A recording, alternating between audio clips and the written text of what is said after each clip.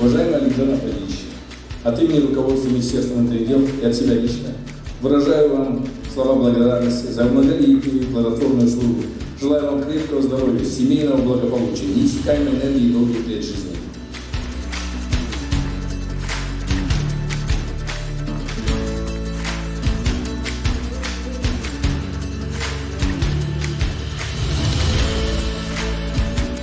Сізді Алматы қаласы полиция департаментінің басшылығы, ардагерлер кеңесі, жеке құрамы және өз атымнан 85 жасқа толған мерейтойыңызбен шын жүректен құттықтаймын.